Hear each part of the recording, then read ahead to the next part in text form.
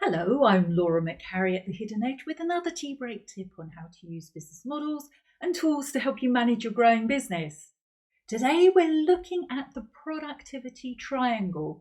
Really useful to look at productivity from three angles that will embed an ownership culture in your business. So first, let's have a look at the productivity triangle. There are three sides to the productivity triangle. One side is around responsibility, the second around authority, the third around accountability. The expectations of both employees and managers are in harmony when the triangle is an equilateral one, it is balanced. We'll have a look at responsibility first, but before we do that, quick look at authority, meaning at what level somebody has the autonomy to be able to deliver, to do something, to take action. And accountability is where we reflect on actions, we evaluate effectiveness, and we plan for future efforts. We take ownership of what's going on. So first of all, responsibility. Each team member's role needs to be clearly understood so that when they are assigned to a given job or responsibility or a task, that they understand exactly what it is that they're supposed to do. Here's a checklist to ensure that you have covered every standard as clearly and specifically as possible in your business, using the various different communication routes that you might in your business. So for example, job descriptions, company handbook, terms and conditions of employment, your induction, team meetings, appraisals, performance reviews, and just how effective are they? Working through this checklist. Work methods. Every team member needs to understand their leader's expectations regarding the required work methods and procedures. Time frames. It's vital to understand due dates for the completion of projects. Determine when dates have slipped and at which completion dates are final and non-negotiable. Performance expectation. Understand what the leader expects in the way of desired outcomes.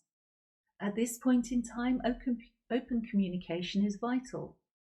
Understanding what it means to do a good job as per the leader's expectations, and the degree of effort that is expected to be put into such a job.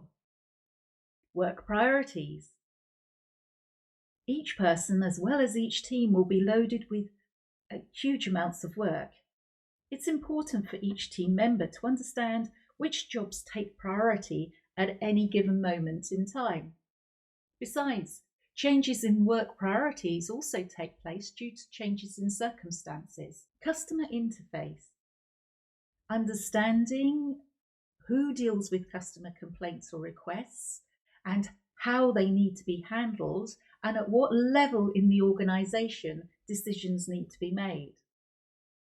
Effective relationships have to be built with all work groups to ensure that if a decision is made with a customer, that other people know about it. And the same thing applies with supplier interface. Resources available. Each team always has limited resources. The aim is to achieve the maximum with the minimum required.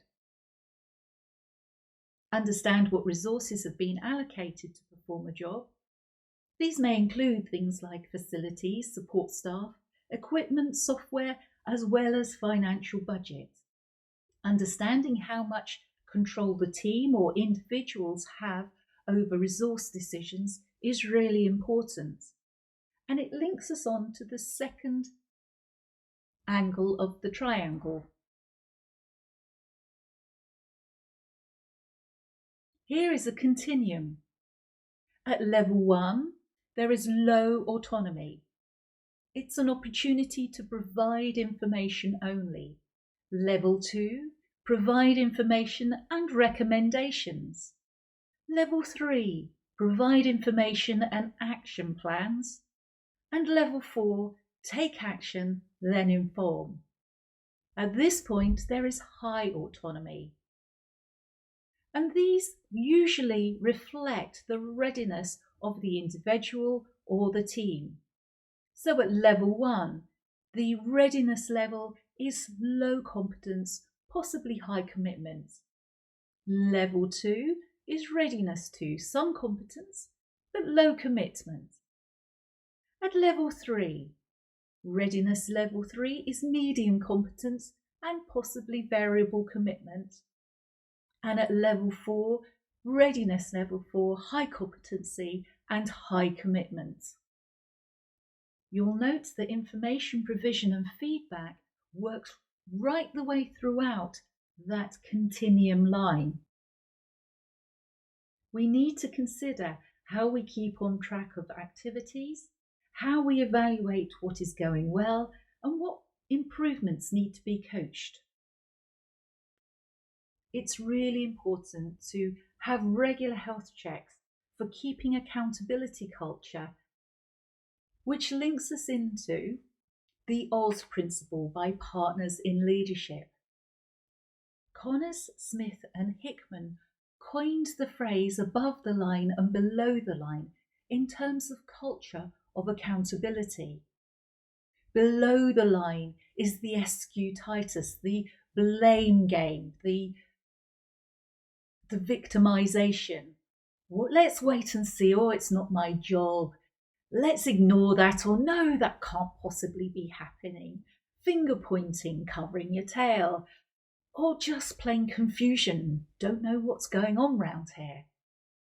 We want to avoid working below the line and instead climb above the line. See it, own it, solve it, and do it. And that improves productivity. And this is the book, Getting Results Through Individual and Organisational Accountability. I love the parable of the journey to the Wizard of Oz. It also covers the personal qualities for accountability, the courage to see with the lion, the confidence to own with the Tin Man, and the wisdom to solve with the Scarecrow. Do get hold of the book if you can. And in the meantime, download the templates from the Hidden Edge website to see how much your business has a culture of accountability within it. That's it from me for this time. Enjoy the rest of the tea break. Until next time.